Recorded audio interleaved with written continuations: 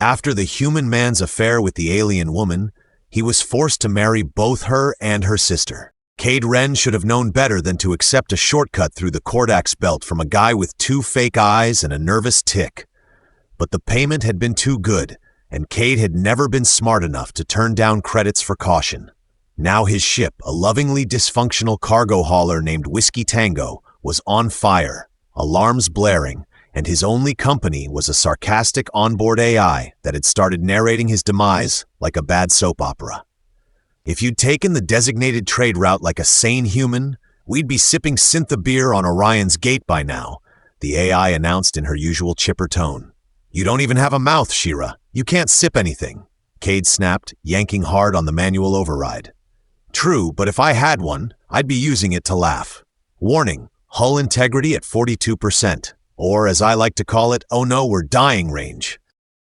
The ship careened past the last spinning fragment of asteroid, skimming too close to a gravitational rift, and then, like the universe had rolled its cosmic dice and landed on Sucker, an unseen energy pulse shorted the nav controls. The ship dropped from orbit like a drunk bird. The last thing Kade saw before impact was the beautiful blue curve of a planet he hadn't meant to visit. The crash was less cinematic explosion and more loud, grinding argument with the ground. Smoke filled the cockpit. Kade groaned, unbuckled, and fell onto the floor as the emergency systems hissed with steam and the lights blinked out like they were too tired to care anymore. Well, Zheria, if we survive that, I'm buying you a new processor. You don't have money, she replied flatly, but thank you for your optimism. Kade kicked open the emergency hatch and tumbled out into heat and red sand. A twin-sun sky glared down at him like an annoyed deity. The landscape was brutal. Jagged rocks, wind-blown ridges, and strange trees that looked like someone had tried to sculpt broccoli. Before he could get his bearings, something fast and growling shot past him, followed by a woman. Not just a woman. She was tall, muscular, and moved like she didn't have time for gravity. Her long black hair was braided tight with metal beads, and her eyes glowed faintly gold. Her ears were long, slightly curved, and her weapon, some combination of blade and plasma torch, looked like it had been stolen from a museum of terrifying things. She didn't say a word. She just tackled the beast he hadn't even noticed, wrestled it to the ground, and stabbed it through what might have been a brain. Kade stood very still. Then she turned, stared at him, and said, "You're bleeding." "Yeah, well, crashing through orbit tends to do that," he managed. She walked up to him, sniffed his collar, then nodded like she'd just confirmed something inevitable. "You will come." "Come where? I just got here. I haven't even found the restrooms." "You are my chosen, it has been seen." Kade blinked. "Okay, cool. And who are you?" "Zheria of the Sandblades," she said. "You are mine now." "Hold on," he started. She grabbed his arm and pulled him along like he weighed nothing. Kade stumbled behind her, wondering if he'd died in the crash, and this was just a very specific version of the afterlife where he got kidnapped by aggressive space Amazons. Their journey took them through cliffs and narrow ridges, past glowing fungi and spire-like ruins that whispered in languages he didn't understand. Zheria didn't speak much. When she did, it was to mutter something into a bracelet that emitted faint pulses of light. Kade caught words like, "Arrival confirmed," and "The fool lives." They arrived at a camp hidden behind a curtain of rock and vines, dozens of warriors trained with spears and swords under the eye of stern elders. When Zheria entered dragging Kade, the entire place paused. One older woman with more jewelry than sense stood and raised a staff. "The mail has come," she declared. "I was not consulted," Kade muttered. Zheria pushed him to kneel. He didn't argue, mostly because he was dizzy and she had a blade. "By the right of bond, he is ours," the elder intoned. "By blood, by breath, by blade." Kade raised his hand. "Not to interrupt the ominous chanting, but I think there's been a misunderstanding. I'm just a pilot. I crashed. I don't even have insurance." Another figure stepped forward. Unlike Zheria, this one moved quietly. Her steps were soft, calculated. Her skin shimmered faintly in the twin suns, and her long ears twitched as if they were listening to more than sound. She looked at Kade with unsettling intensity, as if peeling away his thoughts. "This is Veyla," Zheria said. "My sister. She will complete the bond." "Wait, what kind of bond are we talking about? Is this a metaphor? Please say it's a metaphor." Veyla said nothing. She just knelt beside him, touched his forehead, and whispered something that made the hair on his neck rise. "You fear love more than war," she said. Kade looked at the sky. "Okay, now I definitely hit my head." The elders began chanting. A glowing circle surrounded the trio. Veyla placed one hand on Kade's chest. Zheria gripped his shoulder like she was staking a claim. "You will marry both," said the elder. "I'm sorry, what?" "By ancient law," Zheria said, "to bond with one is to bond with both." "Is this some kind of buy one get one alien wedding special?" "No refunds," Veyla said. Deadpan. The crowd cheered. Instruments blared. Someone threw a fruit that hit Kade square in the face. Zheria grinned. "You are ours now." Kade wiped fruit pulp from his chin. "Can I at least get dinner first?" Kade woke to the sound of drums, a blinding twin sunrise, and something purring aggressively near his ear. He blinked, sat up, and realized the purring was not a cat. It was a lizard. A giant six-legged scaly beast that licked his face with a tongue the size of a dinner napkin. He screamed with dignity, meaning he flailed like a man fighting off a wet towel. Zheria appeared from nowhere, chuckling, tossing him a strip of dried meat. "You slept through the morning war chant. Impressive. I thought I was dreaming, or possibly dying." "You still might be. The rite of sustenance begins soon. Prepare." Kade bit into the meat. It tasted like spicy regret. "What exactly is the rite of sustenance? Please don't say blood." "Blood comes after," she said deadpan, then grinned. "Joke, mostly." He staggered out of the tent, finding the camp already alive with activity. Warriors sparred with strange glowing staves, children chased tiny flying droids that buzzed like angry bees, and the smell of something savory floated in the air. It was equal parts terrifying and weirdly festive. Veyla stood near a tall crystal archway, tracing patterns in the air with her fingers. A shimmering interface responded with soft pulses. Kade approached her cautiously. "Morning," he said, trying to sound casual. "You sleep? Do aliens sleep? Is that a rude question?" Veyla didn't look at him. "I entered trance, not sleep." "Ah, I do that sometimes when I stare at tax reports." She turned slightly. "You talk when you are anxious. It's that obvious?" "Yes." He hesitated. "So this whole married to two people because I crashed into the wrong desert thing? Is there a way to annul that?" "No. Also, you are beginning the trials today." "That's not the comforting answer I was hoping for." Zheria reappeared in ceremonial armor that gleamed like it had opinions. She tossed him a bundle wrapped in leather. It was heavy and slightly humming. "Put it on," she said. "Is this armor?" "Sort of." "Does it explode?" "Only if you activate the wrong node." He froze. "Which one's the wrong node?" She walked away without answering. Kade fumbled into the gear, discovering too many straps and a chest plate that buzzed every time he touched metal. A helpful child pointed out that the helmet went on the front-facing hole, which, while humiliating, was at least accurate. The first trial was the run. Kade stood on a ridge while the others cheered below. A horn sounded, and a series of floating platforms activated, spinning and shifting through the canyon.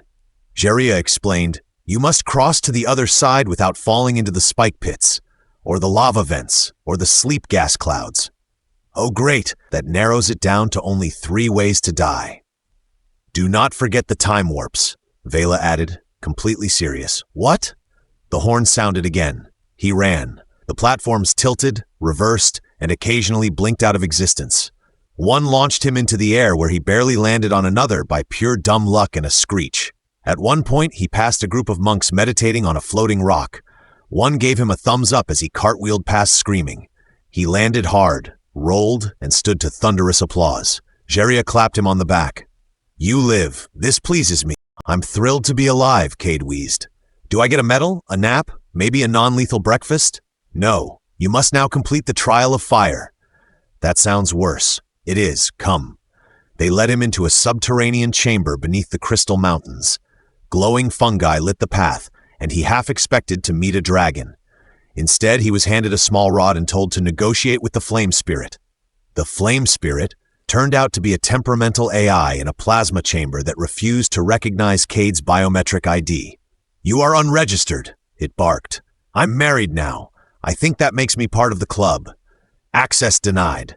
He tried sweet-talking it, then insulting it, then bribing it with a packet of instant noodles he'd forgotten in his pocket.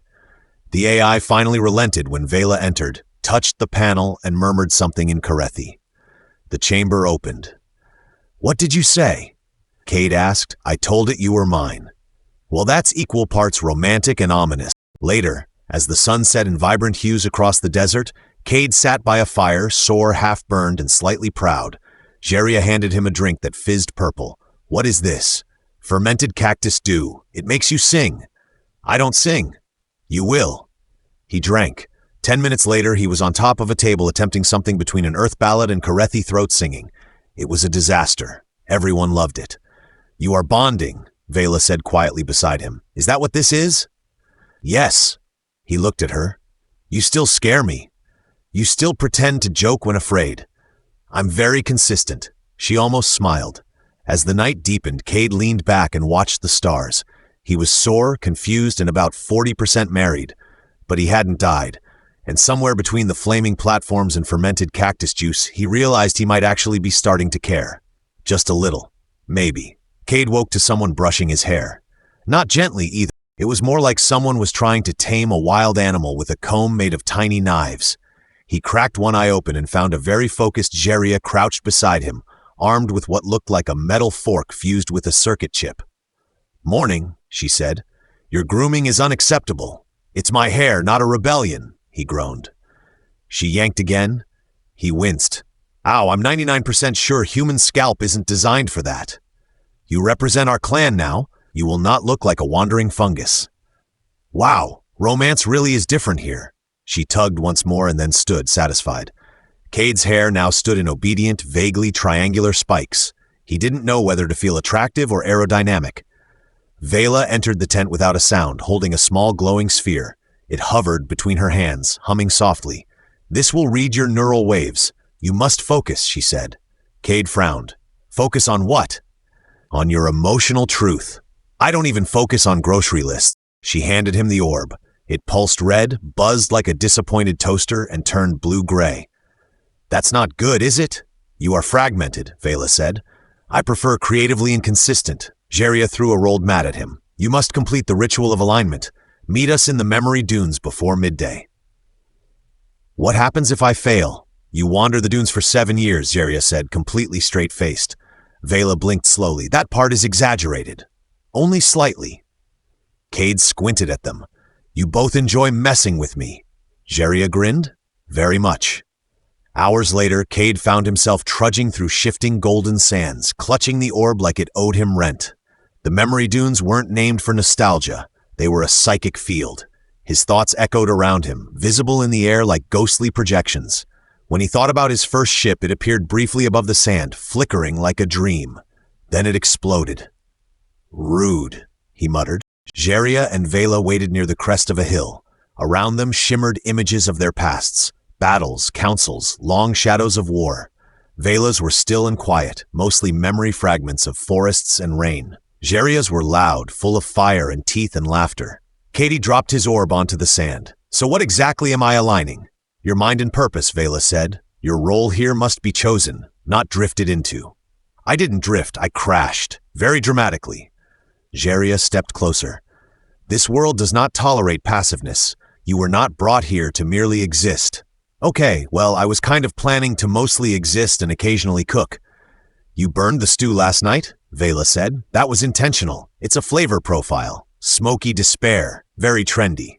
The orb pulsed again, now brighter, steadier. Kade felt something hum in his bones. A sudden sandquake interrupted them. The dunes vibrated, and a jagged pillar erupted from the earth, humming with static energy. From its core, a pulse shot skyward, illuminating strange runes. Zheria's hand went to her weapon. "That was not part of the ritual." "Great, I broke the desert," Kade muttered. Veyla approached the spire, examining the markings. "This is Tazari script." "The enemy faction?" Kade asked. "Yes, and this was buried for centuries." Zheria scanned the horizon.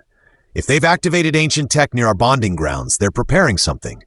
"Can we not call it bonding grounds?" Kade said. "It sounds like where awkward teenagers go to make out behind temples." "No one likes your metaphors," Zheria replied. Kade stepped forward, touching the spire. It vibrated under his palm, and his vision flooded with symbols, maps, voices, a chorus of overlapping dialects that weren't quite language. Then he saw 2 glowing figures. Zheria and Veyla, standing in a circle of fire and light with himself in the center. He stumbled back. I think it scanned me. Veyla nodded. Then it has marked you. You are now a variable. I don't like being a variable. I prefer being a constant, or better yet, a background character.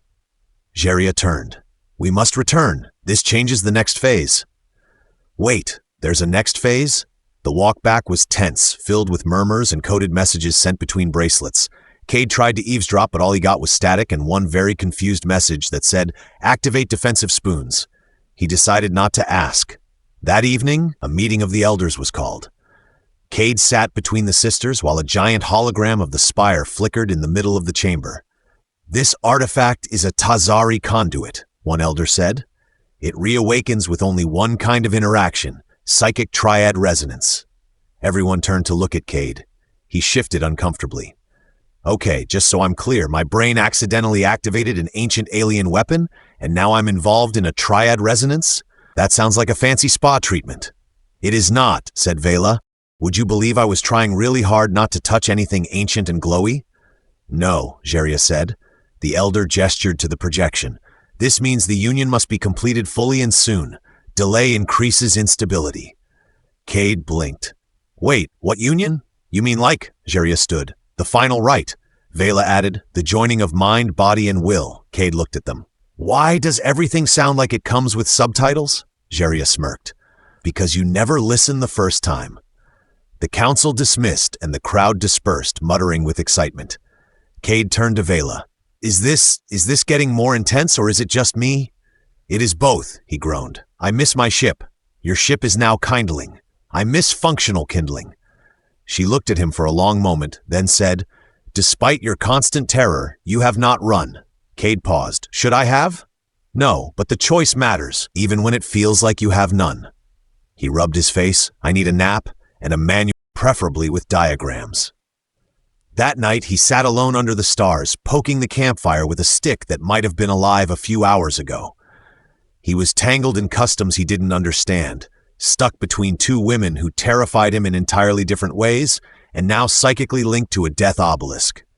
But somehow, part of him wasn't trying to run anymore, and that scared him more than anything. Kade was starting to suspect that every time someone on this planet said ceremony, they actually meant potential death experience with snacks. He was woken before sunrise by the ceremonial drummers, which was a nice word for 5 very enthusiastic percussionists, banging on what appeared to be hollowed-out engine parts. He rolled out of his woven mat, groaning, stepped outside, and immediately got hit in the face with a robe. You will wear this, Zheria said. Kade held the robe up. It sparkled faintly and had shoulder spikes. It looks like a formal bath mat mated with a disco ball. Zheria crossed her arms. It is sacred. Right. Sacred disco mat. Got it. Veyla appeared next, already dressed in a flowing outfit that shimmered between blue and gold, depending on which angle you stared at it. She handed him a tiny metallic object shaped like a crescent moon. This will regulate your biometrics during the trial, she said. Kade squinted at it. Do I want my biometrics regulated? If you wish to avoid spontaneous unconsciousness or cranial implosion, yes. Suddenly very motivated to wear it. Thanks. The trial, today's trial anyway, was called the Rite of Echoes, which sounded poetic until he learned it involved walking into an ancient chamber filled with alien tech and being subjected to a sequence of psychic projections based on his true emotional resonance. Just once, he muttered, I want a ritual that involves a foot massage and complimentary beverages. Speak less, Zheria said, handing him a glowing staff. Focus. They descended into a temple carved into a mountainside, its walls humming with a low frequency that made his teeth buzz. The chamber was circular, with rings of ancient machines embedded into the stone. As he stepped inside, the door sealed shut and the temperature dropped. A voice echoed in his head. It wasn't Zheria. It wasn't Veyla. It was something older. Begin. The staff lit up, and suddenly the room was filled with dozens of Kades. Projections of himself, laughing, yelling, terrified, sarcastic, running, fighting, kissing, breaking. One of them threw a punch at another. Another curled up on the floor, muttering, I didn't sign up for this. This is unhealthy, Kade muttered. The projections began to speak all at once, a wall of his own voice, each one accusing, mocking, questioning. One of them said, "You always pretend it's a joke, even when it hurts." He tried to focus, gripping the staff tighter. "Okay, brain. Yes, I'm a mess. Thank you for the group therapy ambush." One version of himself stepped forward. It wasn't distorted like the others. It looked solid, calm. "You could leave," it said. "Get back to your ship, fly away, start over." "I don't even have a ship anymore," Kade replied. "You could steal one." Kade thought about that. Then about Zheria, Veyla, the dumb lizard thing that followed him around now like a dog. About the ridiculous feasts, the dance rituals, the moments of quiet laughter in the firelight. About feeling needed for once. "No," he said, "not this time." The projection nodded and vanished. The rest followed, fading into the stone. The hum stopped. The temperature returned. The door opened. Zheria stood there watching him. "You faced yourself? I was a lot." "You still are," he exhaled. "So do I get a badge or something?" "We celebrate tonight," she said. "The trial of echoes is complete. You've proven intent." Kade rubbed his face. "Feels more like I've proven I need therapy." She clapped him on the back. "Therapy comes after the war." Comforting. They emerged from the temple to cheers. Apparently, everyone had been watching via psychic projection. Kade found that both flattering and wildly invasive. Veyla approached and placed a glowing crystal against his chest. "You are now considered bonded in phase 2. "There are phases?" "There are always more phases," she said, with the faintest smirk. The celebration that evening was rowdy and full of strange, spicy dishes that made his nose run. Children threw fire fruit at each other. A bard sang a very inaccurate song about Kade slaying a sun dragon, and someone got mildly electrocuted by sitting on a sacred orb. Kade found a quiet spot near the edge of camp, watching the stars shift. Veyla joined him. "You did not flee." "Thought about it," he admitted. "But you know, I kind of like not running. It's weird." "You are changing. I hope that's a compliment." "It is." Zheria approached next, sitting on his other side. "Tomorrow we complete the bond." Kade blinked. "There's another ritual, isn't there?" "There is always another ritual," Veyla said. Zheria added, "The triadic binding. Final phase. You stand with us before the clan circle and speak the words. We share breath, and then..." "Then what?" "You become one of us, entirely." Kade thought about it. Really thought about it. He remembered drifting between stations, always leaving before anyone asked too much. He remembered being charming enough to avoid attachments, then crashing here and now, suddenly being part of something. "I'll do it." They both looked at him. "No jokes?" Veyla asked. He grinned. "Only after the ceremony. I'm saving them." Zheria nodded once. "Good. Then tomorrow you become husband, warrior, partner." He raised his cup. "I always wanted a promotion." The stars shifted. The fire crackled, and for the first time in a long time, Kade didn't feel like a guy just passing through. Kade stood at the center of the clan circle, heart hammering in his chest like a malfunctioning engine. The sky above was a swirl of lavender and red, the twin suns finally dipping low enough to cast long, dramatic shadows he absolutely did not ask for. His ceremonial robe itched in 3 different places, and someone had decided to paint symbols on his cheeks in something that smelled like electrified cinnamon. "You are ready," Zheria said, standing to his right, tall and fierce as ever. "Define ready," Kade muttered. "Still talking. That counts," Veyla added from his left. Around them stood hundreds, warriors, elders, curious children, a few off-world envoys pretending they weren't confused by everything. A large holographic sphere hovered above the circle, recording the moment and translating it in 6 languages, 3 of which involved subsonic humming. An elder stepped forward, voice projecting through the amplifiers. "Today, the bond is sealed. The outsider becomes one of the triad, not guest, not symbol, family." Kade raised a hand. "Before we start, just checking. This doesn't trigger any more trials, does it? No bonus rounds?" "Only marriage," Zheria said. "Ah, the longest trial." Veyla leaned in, and no scoreboards. The ceremony began. Zheria spoke first, reciting the words of union in Karethi. Her voice rang clear and bold, every syllable like a drumbeat. Veyla followed, her voice soft but piercing, the words curling through the air like ribbons of sound. Then it was Kade's turn. He cleared his throat. "I don't have ancient poetic phrases or sacred phrases memorized, but I can promise this. I crashed into your world, literally, and you could have left me to fry. Instead, you dragged me into your lives, your rules, your slightly terrifying rituals, and now somehow I don't want to leave." The elders murmured. A few chuckled.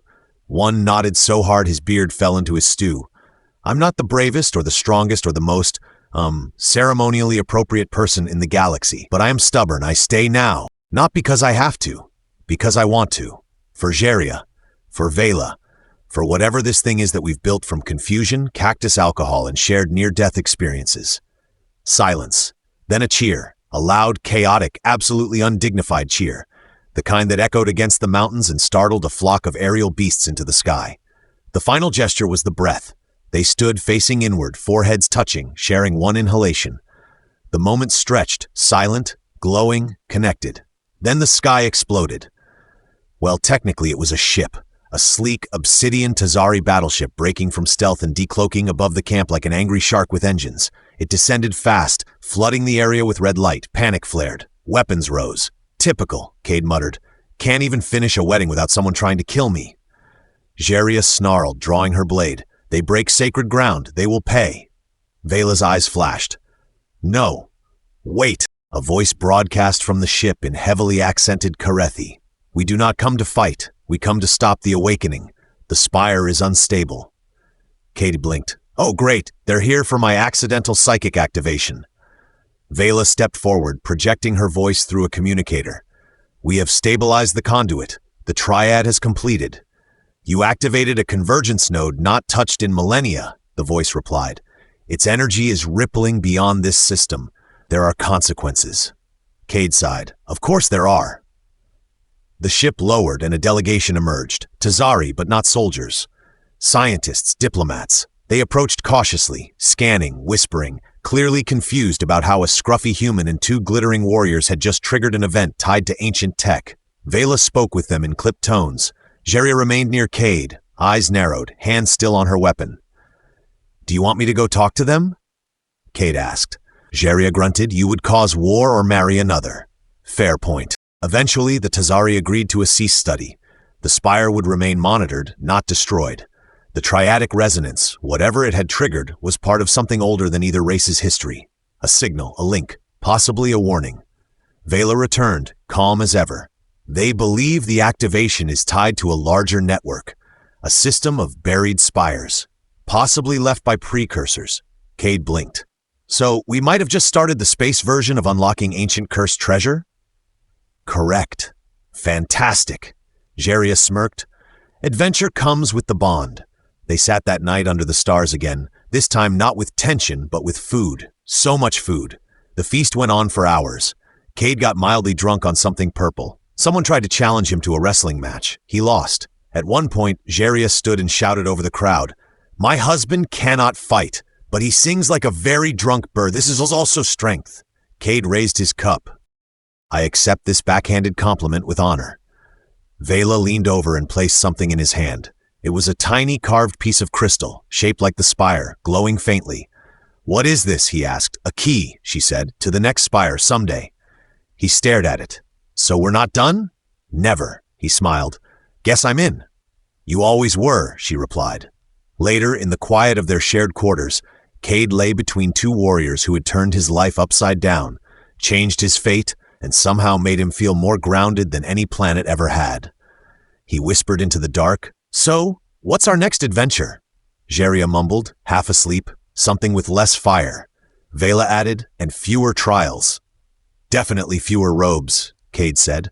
But if we end up waking up another ancient alien network, can we at least agree to bring snacks? They both groaned. He smiled, staring at the ceiling of woven stars. Whatever came next, he was ready. Well, mostly.